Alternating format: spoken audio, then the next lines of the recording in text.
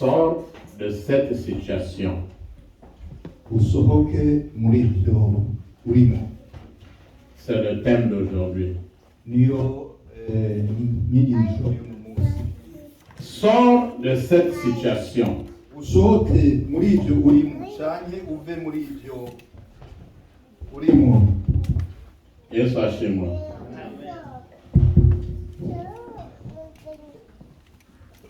Nous allons lire un texte. Tugira dusome gisomwa. Yesu ashimwe. Yesu ashimwe.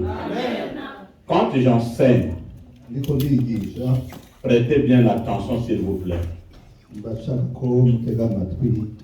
Parce que n'allez pas interpréter ce que je n'ai pas dit. On dit que le pasteur a dit ça, ça, ça. Ce n'est pas normal pour les enfants de Dieu. Kugira ngo ntihagire uza kunyuranya amajambo akumva ibyo ntavuze, si byiza. Moi, je suis en train de faire mon travail que Dieu m'a recommandé de venir faire dans cette église à Bergen. Ndiko ndakora umurimo Imana yantegetse kuza gukora muri iri torero i Bergen. Jusqu'à ce que le Seigneur me dira stop, je vais quitter. Et peut-être qu'il va m'envoyer dans une autre église, ou peut-être ouvrir une autre église, ou continuer avec vous. Donc tout dépendra de mon cœur. Ushika igihe Imana aribwo bwonyene ubwayo yongera ati hagarika ndakwimuriye ngaha canke gushize ngaha canke komeza n'iri torero ubuzima bwawe bwose. Mais ne vous inquiétez pas, je suis avec vous. Ariko naho ndiko ndaja ndi kumwe namwe. Et ça chez moi. C'est dans ce sens, c'est pour cela que je veux que vous écoutez la parole de Dieu, vous lisez la parole de Dieu, retour à la parole. Ni naco gituma ndabasaba kumviriza neza ijambo ry'Imana no gusoma ijambo ry'Imana mukagaruka ku ijambo ry'Imana. Je ne connais pas beaucoup, sinzi byinshi, mais le peu que je connais, ariko muri bikenzi et bientôt 30 ans dans le ministère, kandi myaka 30 ndi mu murimo, je fais toujours confiance au Saint-Esprit. namaniziye mwe mu Imana. Amen. Amen. Tenez les enfants, Mugumye abana, apprêtez vos Bibles, utegure Bibiliya zanyu, suivez attentivement cet enseignement, mukurikire neza inyigisho, pour qu'il n'y ait pas de confusion à la fin. kugira ngo nimuba satani ntabavangire. Un roi, Abami ba mbere chapitre 19, igice c'19. on commence du verset 1 à 3 pour que vous compreniez ce que je veux enseigner. Duhere ku murongo wa mbere dushike ku murongo wa gatatu. Un roi, Abami ba mbere chapitre 19, igice ca 19 verset 1 à 3. kuva ku murongo wa mbere gushika ku wa gatatu. Ndasoma mu izina rya Yesu. Ndasoma mu izina rya Yesu. Ariko se ko umwenga musuzugura izina rya Yesu. Igihe cyose avuga ku izina rya Yesu kabona imbeho y'iburayi. Ndasoma mu izina rya Yesu. Amen. Maze Ahabu adondera Yezebeli ibyo Eliya yakoze byose n'ingene yicishije inkota bakamenye bose. Yezebeli araheza atuma intumwa kuri Eliya ati, ejo nk'aya mango uwe ubwawe natakugira nk'uko wagize abo, Imana zirakabimuhanira kandi birushirize. Eliya aterwa n'ubwoba akura hasi arahunga ngo akize amagara yiwe, aja i Berisheba mu Buyuda ahasiga umukozi wiwe. Amen. Maintenant, nous allons nous lever. Reka aho duhaguruke. Toujours dans 1 roi 19. Muri icyo gitabo nyene abami ba mbere Verset 9 à 14. kuva ku murongo w'9 gushika ku wa 14. 1 roi 19. Abami ba mbere 1 roi chapitre 19.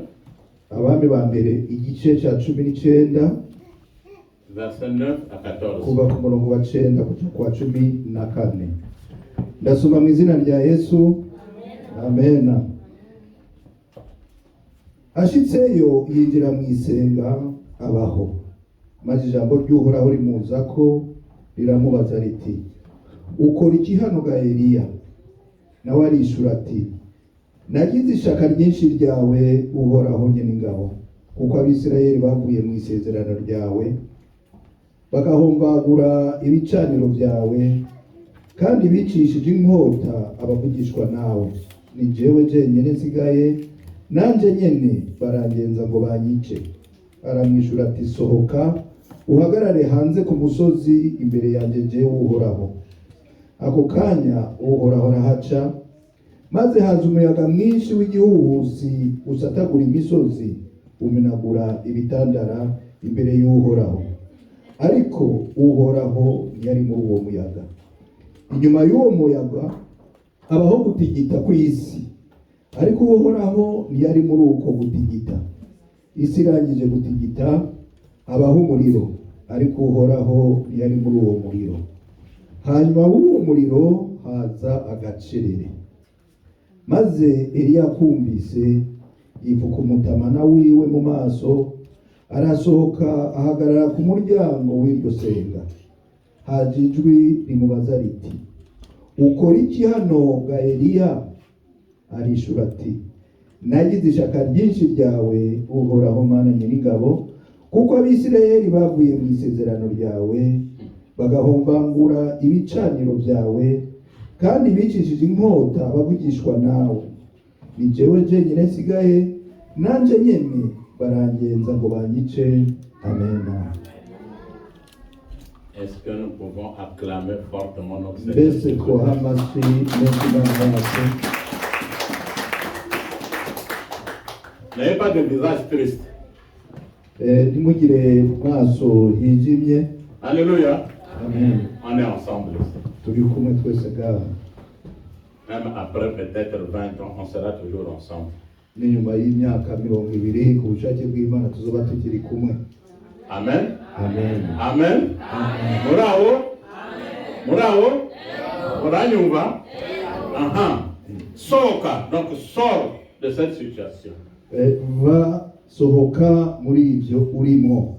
Il y a des situations que nous vivons du jour au jour. Hari ibyo ducamo ku munsi ku munsi. Il y a de ceux même qui cherchent la mort. Hari n'abumva bo kwiyahura. Mais se suicider n'est pas une solution. Ariko kwiyahura ntabwo ari igisubizo bakundwa. Ici nous avons notre frère qu'on appelait Élie le prophète.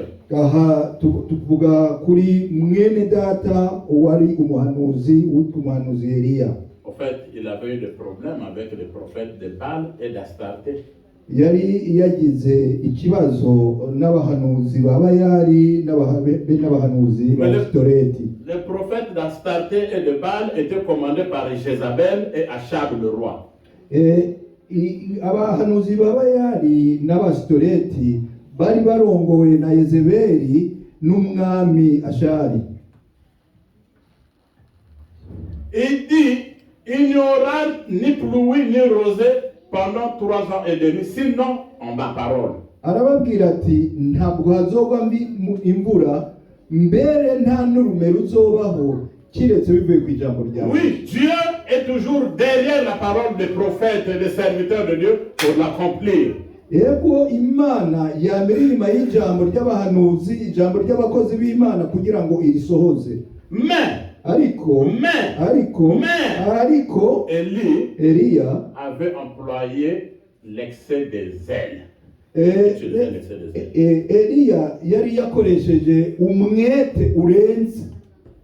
Parce que si ça s'arrêtait par la pluie, Dieu pouvait le comprendre. Kuko iyo byagarukira kwa kumvura gusa Imana ari kubyumva. Mais il finit d'arrêter la pluie pendant 3 ans et demi, il va encore tuer 850 personnes le même jour. Ariko aharahejeje guhagarika imvura aciye agenda kwica abantu 850 uwo munsi nyene. L'excès des ailes. Umwete urengeye. Bien-aimé dans le Seigneur. Mbakumva muri Kristo. Parfois, quand tu veux parler à une personne ou quand tu veux faire quelque chose, rimwe ushaka kuyaga n'umuntu cyangwa ushaka gukora ikintu, tu peux avoir raison. Ushobora kuba uri mukuri. Mais c'est la manière de transmettre la nouvelle ou le message maintenant qui devient d'impolitesse. ariko n'uburyo bwo gushikana ayo majambo ubwo butumwa cyangwa icyo ciyumviro bigahinduka kumushirira isoni. Parfois donc les yeux des personnes, quand il y a beaucoup de personnes, peuvent te pousser à faire quelque chose que je ne devais pas faire. rimwe amaso y'abantu iyo tubona abantu benshi bishobora kudutuma gukora ikintu tutategerezwa gukora. Dieu n'avait pas recommandé à Élie d'aller tuer 850 personnes, 400 prophètes de Baal, 450 prophètes d'Astarté. Le même jour, c'était un crime, c'était pas normal.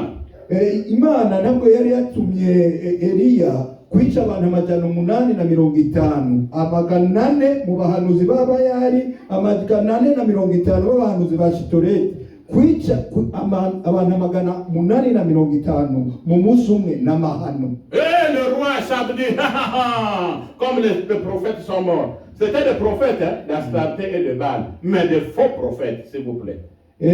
Ariko rero umwami nawe aravuga ati ibi bintu birakomeye, ariko naho bari abahanuzi ntabwo bari abahanuzi b'Imana, bari abahanuzi b'Abayali, bari abahanuzi ba Shitoreti. Mais Élie était un vrai prophète. Ariko Eliya yari umuhanuzi w'ukuri. Bien aimé, bakundwa, il y a de ce moment, même si vous êtes zélé, même si vous avez le Saint-Esprit, même si vous connaissez beaucoup de théologie, vous avez besoin d'écouter aussi les conseils des autres.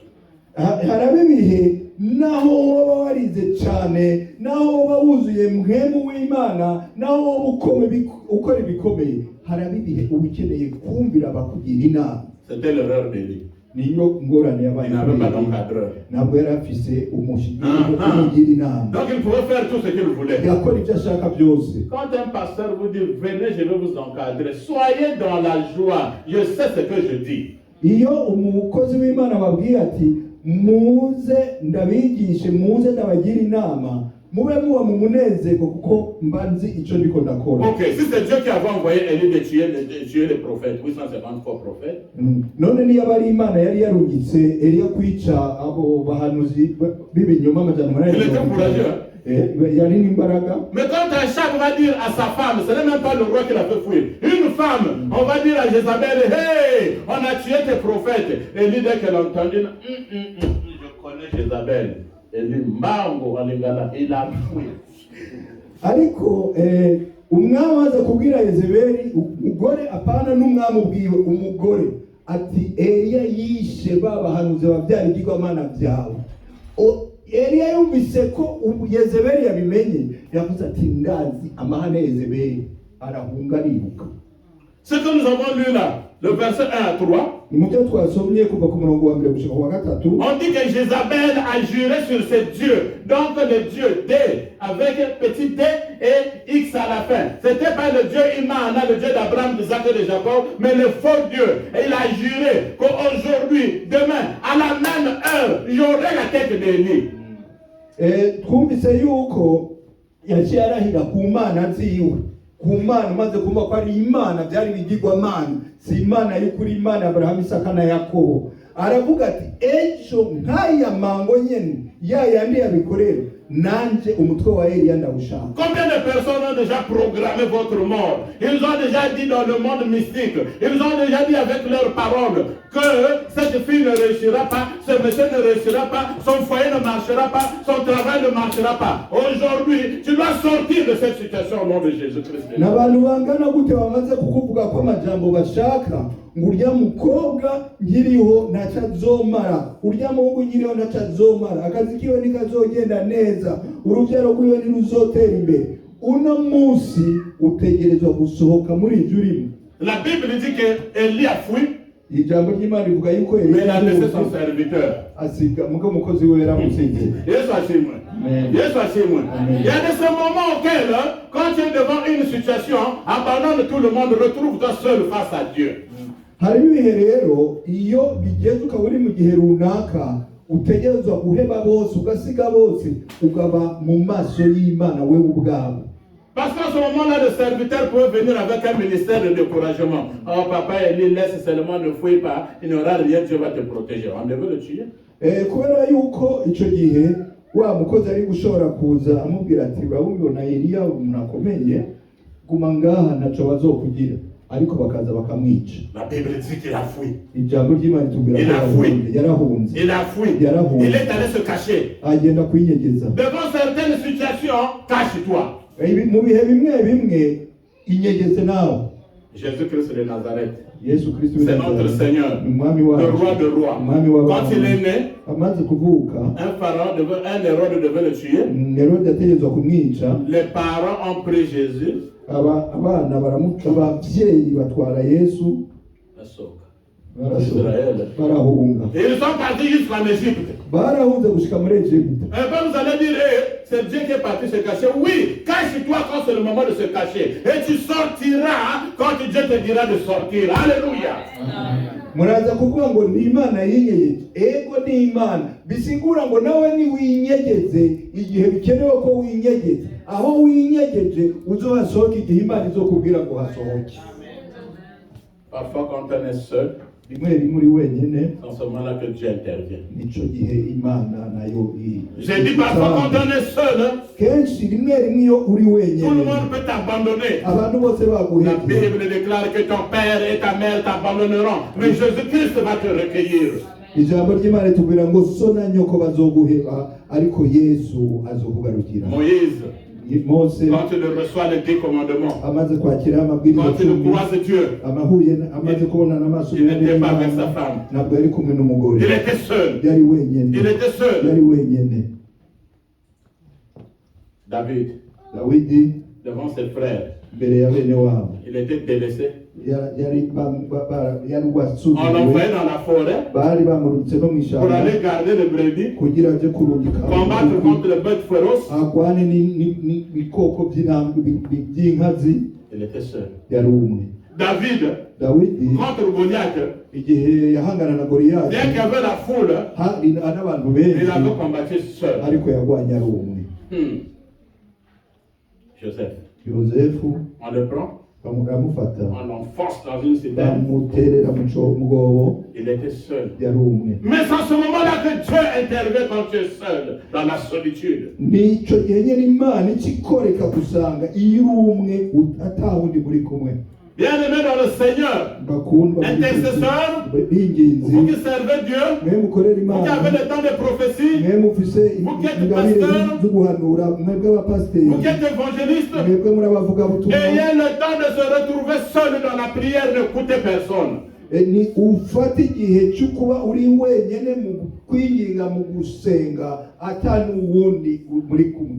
Mais même Jésus-Christ, parfois il abandonnait les apôtres. On dit qu'il était parti seul prier. Na Yesu bwiwe rimwe arasiga intumwa akagenda gusenga ari wenyine.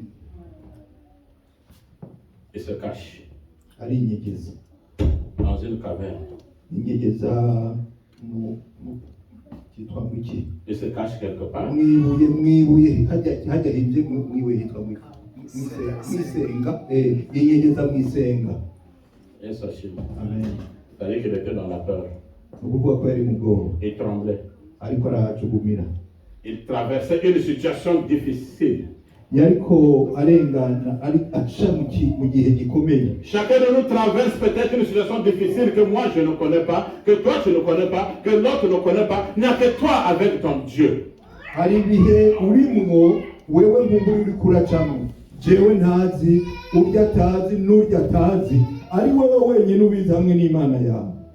Ne tremble pas. Ntujugumire, N'aie pas peur. ntugire ubwoba. Même si tu te retrouves seul. Naho usigara uri wenyine, Quelle que soit la grandeur de ton problème, naho ikibazo cyawe cyoba kingana gute, ce soir, uno munsi je peux te rassurer, ndashobora avec kugira la parole que je te prêche, n'ijambo ndiko ndakubwira, sors de cette situation. usohoke muri icyo Sors de gihe, cette situation. uve muri icyo gihe, Sors de cette situation. usohoke muri icyo gihe. La Bible dit, Ijambo ry'Imana l'Éternel s'est présenté rivuga ngo uhoraho araza là où était Élie. aho Eliya yari ari. Il y a ce qu'on appelle les caméras cachées. Hariho ibyo bitwa kamera zinyegeje. Même là où tu te trouves, si tu penses que les gens ne te voient pas, Dieu te voit. Aho uri naho wibaza ngo nta muntu ambona, Imana irakubona. Le Dieu, Imana c'est un Dieu de temps, ni Imana y'ibihe, de circonstances. ni nabyo n'ibihe mu kibuga. Dieu est passé à cet endroit Imana rero ica hahantu au moment auquel Élie avait besoin de lui. mu gihe Eliya yari akeneye Imana. Quelle que soit ta situation, même là où tu vas te cacher, Dieu viendra quand tu pries. Seigneur, tu es où? Il va apparaître pour venir régler ta situation. Uko biri kose aho uri, uko bimeze kose, hari igihe Imana izoshika igahindura cya kibazo cyawe. Que fais-tu ici? Ukora iki? C'est l'Éternel qui demande. Suivez bien. N'uhoraho ariko arabaza. Elle lui parle. J'ai eu ceci, j'avais des problèmes, ils ont voulu me tuer. Qui veut à ta vie aujourd'hui? N'aie pas peur, Dieu est de ton côté. Eliya arabwira Imana ati atamubwira uko byageze byose, ati bashaka kunyica. Weho ninda kurondera, ntugire ubwoba kuko Imana muri kumwe. Amen. L'Éternel. Uhoraho. Il dit maintenant à Élie. Suivez bien. Asubira abwira Eliya. Sors. Sohoka. Sors. Sohoka. Va Genda à la montagne. ku musozi. L'Éternel passera devant toi. Uhoraho araza kuhaca. Mais qui le parlait? Ninde ariko aramubwira? C'était l'Éternel. Ni Uhoraho. Mais tu vas te présenter devant l'Éternel, il passera devant toi. Hanyuma asubira kumubwira ngo genda ku musozi. Uhoraho araza kuhaca. Aïe, ouais. L'Éternel là, Uhoraho, le premier Éternel, Uhoraho wa c'était mbere Jésus-Christ de Nazareth. yari Yesu Kristo w'i Nazareti. Dans la Bible, dans l'Ancien Testament et la théologie, on l'appelle la théophanie. Donc les apparitions de Jésus-Christ dans l'Ancien Testament. Rero mu mvugo ya teologiya babyita teofani, ni ukuvuga iseruka rya Yesu mu isezerano rya kera. C'est l'Éternel qui avait croisé aussi Jacob. On dit que Jacob s'est combattu avec Dieu. Kandi n'uhoraho yari yahuye na Yakobo. Ijambo ry'Imana ritubwira ko Yakobo yakiranye n'Imana. Moïse voulait voir Dieu. Mose yashaka kubona Imana. Dieu a dit à Moïse, Imana ibwira Mose, personne ne verra ma face. nta n'umwe azobona mu maso Celui qui me voit meurt. umbonye arapfa. Donc Jacob s'était battu avec lui. None Yakobo yagwanye. Ce n'est pas avec Dieu le Père, Ntabwo yagwanye mais n'Imana. avec Dieu le Fils. Mugabo yagwanye Yesu n'Imana. ashimwe. Amen. Yesu ashimwe. Amen. Yesu ashimwe. C'est le premier Éternel qui lui avait dit sors, va maintenant à la montagne, tu vas croiser l'Éternel qui passera devant toi. Niwe Uhoraho wa mbere yabwiye Eliya ati sohoka ngaha, niwashika hariya urahura n'Imana iraza guhengana. Il est parti. Eliya aragenda. Donc le premier Éternel, le Fils, il dit va, tu vas croiser mon Père. En fait, c'est ce qu'il voulait dire. Mu bisanzwe ni Yesu yabwiye Eliya ati genda hariya ku musozi uraza guhura na data. La Bible dit, Ijambo ry'Imana il est allé encore rentrer dans une autre cité. asubira kugenda arigendeye. Et là, hariya ku musozi hariya il y a eu un coup de vent, un vent fort qui était passé. haza igihuhusi gikomeye kirengana. Yesu ashimwe. Il peut avoir des vents dans ta vie. Hashobora kuba imiyaga ikomeye mu buzima Il peut bwawe. avoir un vent fort dans ta vie. Hashobora kuba umuyaga ukomeye mu buzima Ne tremble bwawe. pas. Ntugire Ce ubwoba. vent-là va passer Uwo muyaga et toi tu uzorengana vas rester. kandi wowe uzosigara. Quand le vent vient, il peut amener les toits de la maison. Umuyaga uje ushobora gutwara igisenge cy'inzu. Je ne sais pas si tu as déjà vu une personne qui vole, le vent l'a amené. Sinzi Ça existe? Je n'ai jamais vu ça. Abagira ati sinzi ko urabona iyo igisenge cy'inzu kigurutse abantu bagurukanye nacyo. L'homme est sacré. Umuntu arahezagiwe. Si tu cours des vents dans ta famille, s'il y a un vent dans ta famille, hari umuyaga mu muryango wawe, s'il y a un vent dans ton foyer, hari umuyaga mu s'il y rugo a un rwawe, vent dans ta santé, hari umuyaga mu magara yawe, s'il y a un vent au niveau du travail, nihaba hari n'umuyaga ku kazi. ne tremble pas. Ntugire ubwoba. Ne tremble pas. Ntugire Ce ubwoba. vent va passer. Uwo muyaga Ce vent va urarengana. passer. Uwo muyaga Ce vent va uzorengana. passer. Uzorengana. Yesu ashimwe. Amen. Yesu ashimwe. Amen. Après le vent, Inyuma il y a y'umuyaga eu un tremblement de terre. haba ugutigita kw'isi. Quand il y a un tremblement de terre, même les maisons bougent, vous pouvez bouger. Iyo hari gutigita kw'imisozi n'amazu aratigita. La Bible dit que Dieu n'était pas dans le vent. Ijambo ry'Imana rivuga ngo Imana ntabwo yari. Et Dieu n'était pas dans le tremblement de terre. kandi Imana ntari no muri uwo mutigita. Devant une situation, ne tremble pas parce que ce tremblement passera, Dieu restera avec toi. Kubera yuko igihe wowe uri mu kibazo ukabona n'imiyaga cyane n'imitigito, ubireke bitigite n'umuyaga uhuhute kuko bizorengana ariko Imana musigarana ngaho. Imana ikuweza hili. Amen. Yesu asifiwe. Amen. Et après le tremblement de terre, il y a eu maintenant le feu. Hanyuma inyuma y'umutigito haje umuriro. Il y a des maisons où il y a le feu. Hari inzu ziri mu miriro. Quand le mari arrive, la femme commence à trembler déjà. Le feu. Umugabo atashe umugore atangura kugira ubwoba, uwo n'umuriro. Ou quand la femme arrive, le mari commence à trembler déjà parce qu'il y a un feu. Mbere n'umugore atashe ugasanga umugabo ni wagira ubwoba naho hari y'umuriro. S'il y a un feu même dans les églises, le feu là doit s'éteindre, ce n'est pas un feu. Naho woba ari umuriro uri mu itorero nawe uzozima kuko si wo muriro. Dieu n'était pas dans le feu. Kuko Imana ntiyari mu muriro. Dieu n'était pas dans le feu. Imana ntiyari mu muriro. Dieu n'était pas dans le feu. Imana ntiyari mu muriro.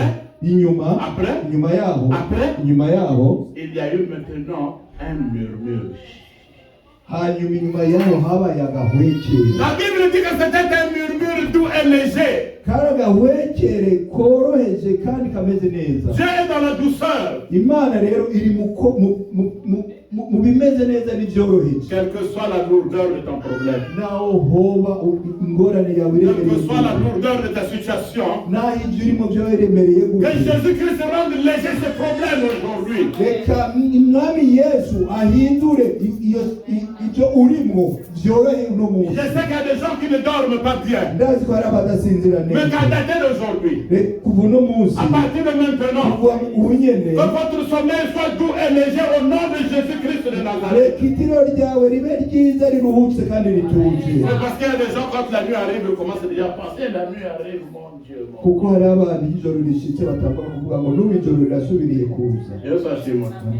Quand elle se réveille, je me suis réveillé, Dieu m'a gardé. N'aie pas peur, tu ne vas pas mourir. Élie avait dit que je vais mourir, ils veulent me tuer. Mais Dieu l'avait épargné de la mort. Que Dieu vous épargne des situations qui sont difficiles. Au nom de Jésus-Christ de Nazareth. Amen. Ufise ubwoba umbura uvuga ngo ndapfa ariko Eliya nawe yaravuze kwapfa yagize ubwoba ariko Imana imukura muri ubwo bwoba iramurinda n'ubwo rupfu. Reka Imana nawe ikurinde ibihe bikomeye byose uri kuracamo mu izina rya Yesu.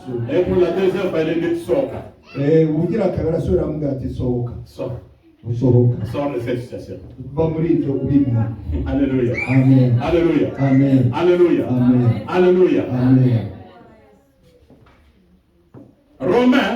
Romains, chapitre 8, verset 1. Igice cya 8 umurongo wa mbere. Romains 8, 1. Abaroma igice cya 8 umurongo wa mbere. La Bible dit, ijambo ry'Imana rivuga. Romains 8, 1, fouillez. Musome munyarutse. Romains 8, 1. Abaroma igice cya 8 umurongo wa mbere.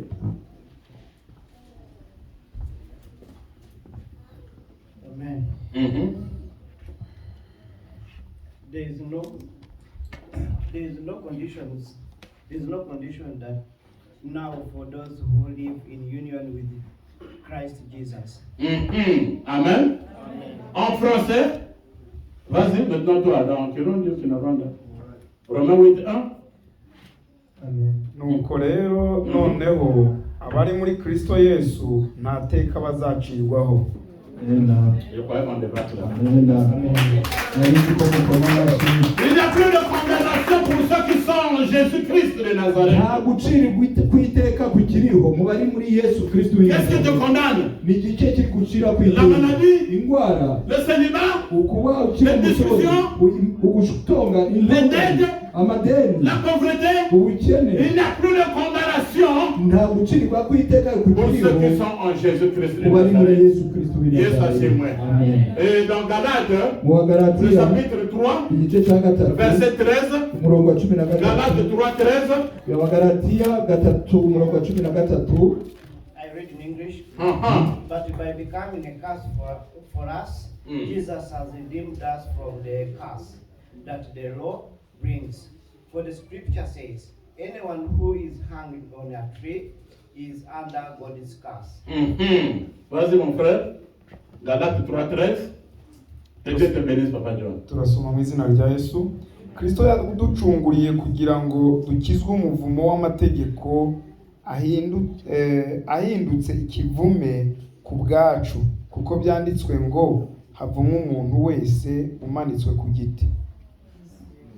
Jésus-Christ, il s'est fait malédiction Yesu yihinduye ikivume pour que toi tu sois bénédiction. kugira ngo wowe ube umugisha. Je répète encore. Ndasubiramo, Jésus-Christ Yesu s'est fait malédiction yihinduye pour ikivume que toi tu sois une kugira ngo bénédiction. wowe ube umugisha. Quel amour Jésus-Christ a pour toi. urukundo Quel rungana amour Jésus-Christ a pour toi. urukundo rungana Mais qui accepte de prendre ta malédiction we yikoreye ikivume kikuriko pour que toi tu sois bénédiction. kugira wowe ube umugisha. Pourquoi tu ne veux pas être béni? Kuki wowe udashaka kuba Ce n'est pas moi umugisha? qui l'a dit, Si jewe nabivuze, c'est la parole de Dieu. ni ijambo Or la ry'Imana parole, kandi ijambo c'est Jésus-Christ de ni Yesu Nazareth. Kristo w'i Nazareti. Yesu ashimwe. Amen. Le Dieu Imana que nous prions, dusenga parfois il agit dans la douceur. kenshi akorera mu mutuzo. Yesu ashimwe. Amen.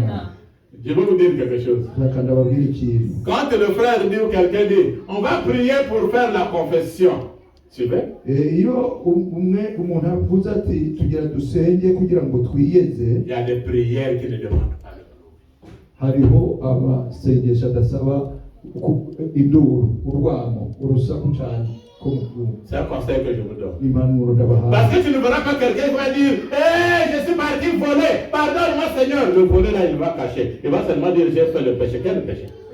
Kubera yuko ntuzokugera wumva wagiye kwiba avuga ngo mana mbabarira ngo naragiye kwiba, avugiye hejuru azovuga ngo mana tubabarire ibyaha byacu. Yesu ashimwe. Amen. Donc prochainement quand on vous dit de prier pour la confession, confesse-toi bien, ferme la bouche, prie dans ton cœur. Le Dieu qui est secret va comprendre ce que tu vas dire dans le secret. Alléluia. Ubutaha rero niyo bababwira ngo mwihane uvuge buke buke, ubwire Imana bijya byawe, wihane bijya byawe, kuko Imana yumvira mu mbisho izokumva kwihana kwawe kandi Il y izokugira. a même des prières qui demandent le calme. Hariho n'amasengesho asaba umutuzo. Je connais une femme, Nzi on umugore l'appelle umwe Anna, yitwa la Hana, maman de Samuel. nyina wa Samweli. Dans 1 Samuel, Muri Samweli wa mbere chapitre 1, mu gice cya mbere verset 13. mu murongo wa 13 gushika ku 17. 1 Samuel, Samweli wa mbere chapitre 1, igice cya mbere verset 13 à 17. kuva ku 13 gushika ku 17. La Bible nous dit, Ijambo ry'Imana tubwira iki? 1 Samuel 1, 13 à 17. turasoma mu izina rya Yesu. Kandi muri uwo mwanya Hana yasabiraga mu mutima we, iminwa ye ikanyeganyega, ariko ijwi rye ntirihinguke. Nicyo cyatumye Eli yibwira ko yasinze. Nuko Eli aramubaza ati, uzageza he isindwe ryawe? Mbese waretse vino yawe? Hana aramusubiza ati, ashwi databuja, ndi umugore ufite umutima ubabaye. Ntabwo nanyoye vino cyangwa igisindisha cyose, ahubwo nsutse imbere y'Uwiteka amaganya yo mu mutima wanjye. 16. Ntukeke yuko umuja wawe ari umukobwa w'ikigoryi. Kubw'ibyo navuze kugeza ubu, nabitewe n'amaganya kandi n'agashinyaguro bikabije. Maze Eli aramusubiza ati, genda amahoro, Va. Imana y'Isirayeli Dieu d'Israël, uha ibyo wayisabye. qui te donne ce que ton cœur demande. Alléluia. Alléluia. Alléluia. Est-ce qu'Élie a prié fortement? Non, ce sont les lèvres qui bougeaient. None Hana yariko aravuga n'ijwi ryumvikana? Oya, yari iminwa iriko irabombagura. Les murmures. Kubombagura Il y avait du murmure. kwari kubombagura buke buke. Dieu est passé. Imana. Élie a compris que c'était Dieu. Eliya aratahura ko ari Imana. Il avait compris que c'était Imana qui passe. Eliya asobanukiwe ko ari Imana. La Bible dit, ijambo ry'Imana Élie sort, Eliya il s'est arasohoka couvert la face. apfuka umutwe. Alléluia. Yesu ashimwe. Amen. Yesu ashimwe. Amen. Anna, Hana elle murmurait. yariko abombaranye iminwa. C'est-à-dire qu'avant, elle criait fort dans sa prière. Ni ukuvuga mbere yahora mu gusenga yarasakutse. Elle a changé de technique maintenant de prière. Arahindura rero ubuhinga bw'isengesho. Que personne n'entende ta prière. Ntihagire n'umwe yumva isengesho. La Bible dit, ijambo ry'Imana si tu veux rivuga, prier, niba ushaka gusenga rentre dans ta chambre genda mu cumbi wawe ferme-la, wugare et umwango prie le Dieu dans le secret. usengera Imana mu Le bwihisho. Dieu qui t'entend dans le secret te donnera aussi, va te répondre dans le secret. ya Mana yumvira mu bwihisho izoguhera mu bwihisho. Et quand elle a prié, hanyuma arasenga. Même son père spirituel ne maîtrisait pas la prière de Anna. Na se mu mwuka ntabwo yashobora gutahura. Élie le sacrificateur, Eli il muhereje dit oh ma fille, cesse de prendre le vin. aja kumubwira ati mukobwa wanje hagarika kunywa vino. Papa, papa, papa, mubyeyi je n'ai pas pris le vin. ntabwo nanyoye vino. C'est la douleur qui est dans mon cœur. n'umubabaro uri mu mutima wanje. C'est mon cœur qui est en train de pleurer. n'umutima wanje uri kurarira. Et le papa a dit, wa mubyeyi aramubwira ma fille, mukobwa wanje. vous voyez l'harmonie qu'il y a entre les papas et les filles. Il doit y avoir de l'harmonie, mes amis. murabona umubano ubwumvikane wo hagati y'umubyeyi n'abana ategerezwa kuba ubwumvikane. Va Genda au nom mu izina de Dieu d'Israël, y'Imana ya qu'il Isirayeli te soit donné ce que ton cœur désire. iguhe ibyo umutima wawe wifuza. Amen. Amen. Anna est tombée en grossesse. Anna atwarira La prière de douceur. isengesho rituje. La douceur. La douceur. umutuzo. Quel problème que tu as aujourd'hui? nihe ngorane cyane Quelle situation que tu traverses ibihe aujourd'hui? biri kuracamo uno munsi. Nous allons, je vais vous expliquer ce que c'est le testament. ndaza kubasigurira testamani. Alléluia. Yes, Hachim. Ça c'est quoi? C'est quoi c'est? La Bible. N'est-ce pas? Dans la Bible, il y a l'Ancien Testament et le Nouveau Testament. muri Bibiliya harimo isezerano rya kera n'isezerano rishya. Mais tous ceux qui ont écrit là, que ce soit les Moïse, les Luc, les Matthieu, tous sont morts. Oui ou non? ariko abanditse bose ba Mose ba Mariko bose barapfuye. C'est ce qu'on appelle le testament. Niryo sezerano. Je vous expliquer quelque chose. Testament kuri n'umurage. Je vais vous expliquer quelque chose. Vous me suivez? Bravo. Bravo. Murankurikira. La Bible dit Ijambo ry'Imana rivuga dans Jérémie, muri Yeremiya chapitre 29, mu gice cya 20 verset 11, umurongo wa 11, je connais vos projets. nzi imigambi yanyu. C'est Dieu qui dit. Ni Imana Je connais le projet que j'ai fait pour toi. nzi imigambi nakoze ku bwawe. Projet de paix imigambi et non y'amahoro de malheur. atariyo Pour imibabaro. te donner un avenir. kugira ngo Oh, ibyizigiro. quel sera ton avenir? Ton avenir est que tu puisses vieillir, tu puisses travailler, tu puisses marcher avec Jésus, tu puisses te marier. C'est ça l'avenir. Alléluia. none ibyizigiro cyangwa ibyiringiro by'ahazaza hawe n'ibihe? ni ibyo gukora, ni ibyo gukura, ni ibyo kuramba, ni ibyo kubaka, ni ibyo kuronka ubuzima bwiza. Et l'espérance. n'ibyiringiro. Comme la montagne de la grâce et de nk'uko turi ku musozi le nom de notre w'ibyiringiro. église. Yes, Hachim. Amen. Yes, Hachim. Amen. C'était ça le testament des chrétiens que Dieu avait fait. n'iryo sezerano, Suivez-moi bien. iryo sezerano cyane umurage Imana yagiriye abakristo. Dans le monde du diable, mu isi ya On va vers la Satani fin. turiko turarangiza. ils ont deux livres. bafise ibitabo bibiri. Ils ont deux livres. bafise ibitabo Il bibiri. y a le livre rouge hari igitabo gitukura et le livre noir. n'igitabo kirabura. Je le dis parce que j'ai fait la démonologie, c'est ma spécialité. ndabivuze kuko nize ivyerekeye iby'imikorere ya Satani n'abadayimoni. Mais la Bible dit que Satan, ariko ijambo il se ry'Imana déguise parfois en ange de lumière. igihindura rimwe rimwe nk'umumarayika w'umuco. Donc il triche Dieu. rero nawe aranobera akarugurukira ku C'est dans Mana. ces deux livres, dans ces deux ni livres, muri ibyo bitabo le bibiri, livre noir mu gitabo et kirabura le livre rouge, no mu gitabo gitukura, c'est là où le diable va faire des rapports. Parfois, ça peut être quelqu'un de ta famille, de loin ou de proche. S'il est rose, il amène ça dans le monde diabolique pour aller donner vos noms. niho rero Satani agira amaraporo yiwe. rimwe rimwe nko mu muryango iwanyu hari umurozi, niwe aca kwega kugira ngo atware amazina yandikwe muri bya bitabo. Maintenant, dans le livre noir, naho mu gitabo kirabura, le chef de votre famille ou quelqu'un qui vous connaît, il donne vos noms. Moi, je donne le nom d'un tel, un tel, un tel, un tel. Ils ne vont jamais se marier. bakandika bati abo mu muryango bashobora gutanga y'amazina, uyukanaka ntabwo azubaka. Ils vont tous mourir de la même maladie. bose bazokwicwa n'indwara imwe. Même s'ils se marient, ils n'auront pas la paix. naho bazokubaka ntibazogira amahoro. Et peut même écrire dedans que les enfants, ces filles ne vont pas se marier, ne vont pas faire des enfants, donc être stériles. bakavuga ati ubu ntibazobyara. Même si vos enfants font des études, ils ne vont pas travailler. cyane ngo abana bawe naho baziga ntibazoronka akazi. C'est dans le livre noir. ni mu gitabo cirabura. Mais maintenant, ils ont un livre rouge.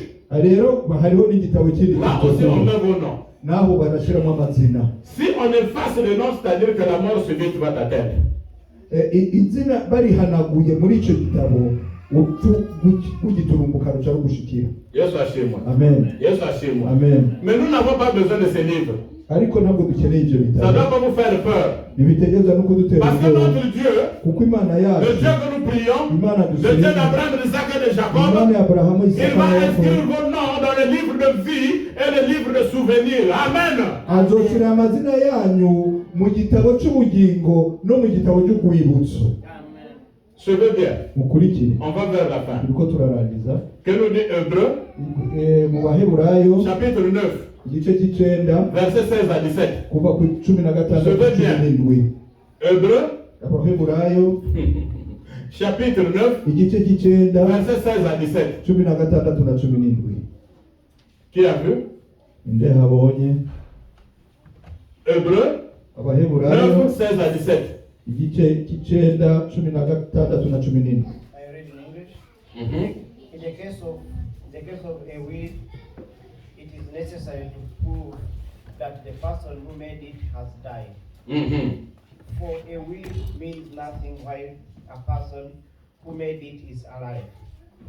It goes into effect only after the death. Yes. Yes, Hachim. Tu peux t'asseoir, que Dieu te bénisse. Imana iguheze. Hébreux 9, 16 à 17.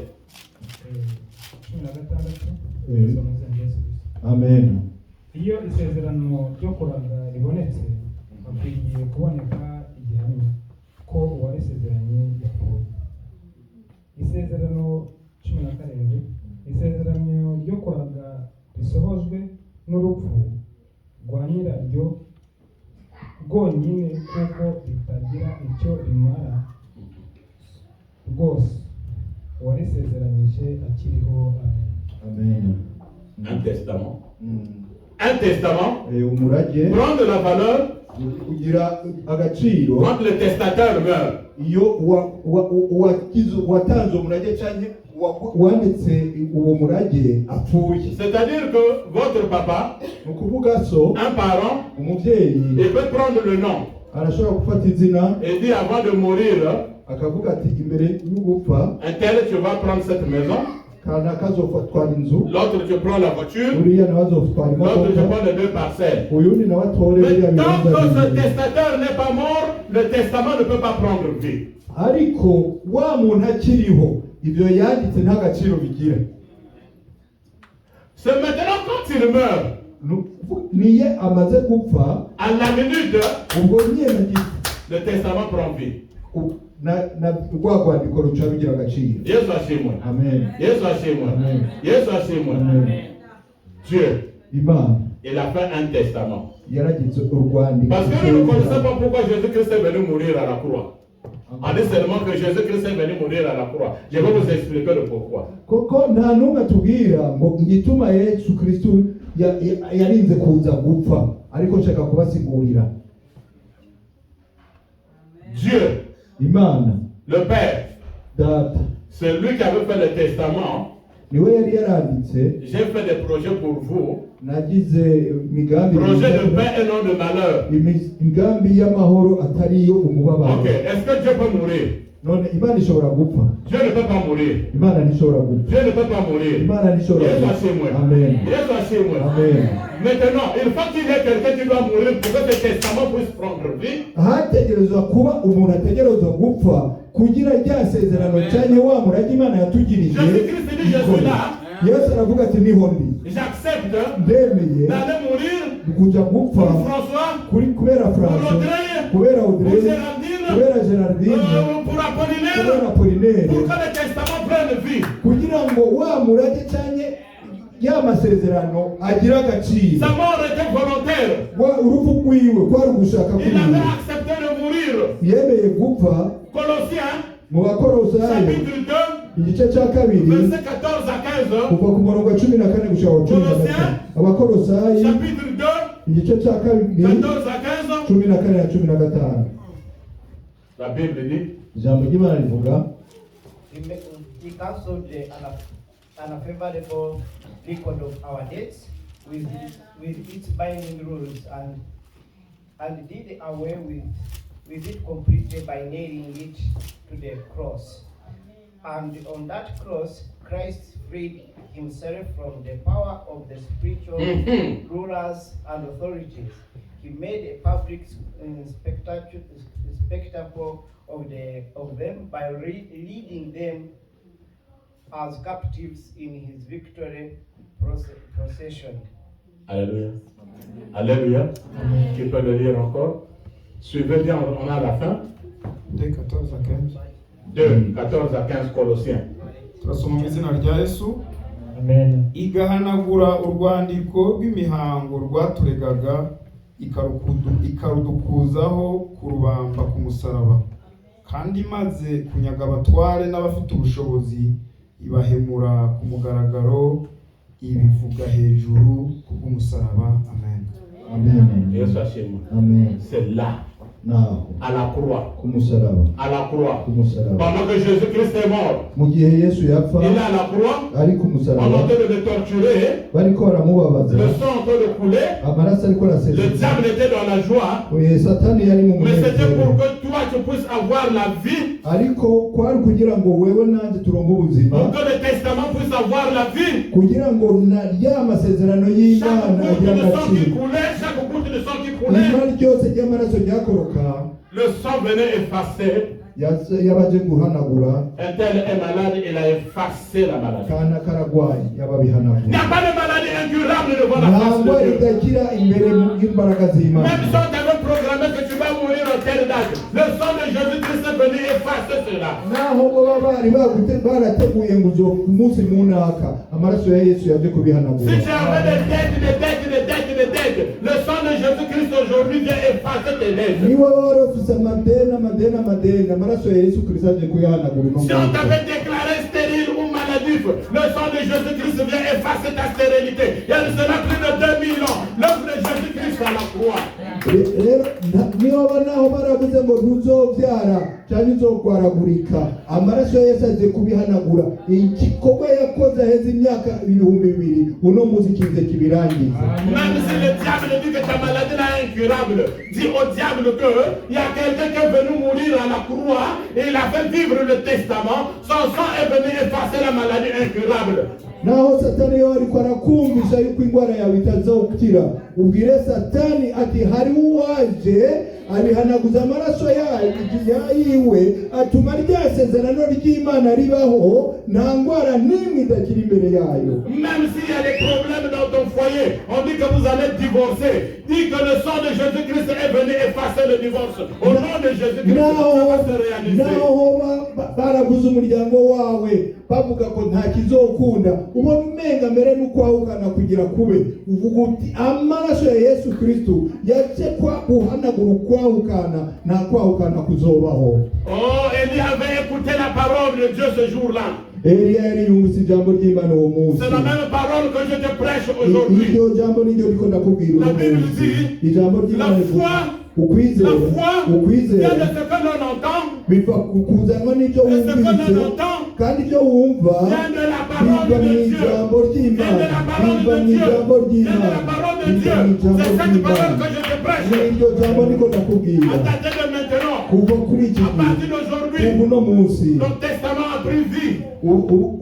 isezerano Le sang ryawe de Jésus-Christ est venu ryavuye, effacer tout. isezerano ryawe ryabayeho, amaraso ya Yesu Je Kristo te aje guhanagura proclame libre byose. aujourd'hui. Ndatangaje ukwidegembya Je kwawe, te proclame en paix aujourd'hui. ndakutangaje amahoro Je muri wewe, proclame la joie dans ton corps aujourd'hui. ndatangaje ukwezwa Au k'umutima nom wawe, de Jésus-Christ de mu izina Nazareth. rya Yesu Kristo, Imana ibahe Imana ibahe. Dieu nous bénisse. Amen.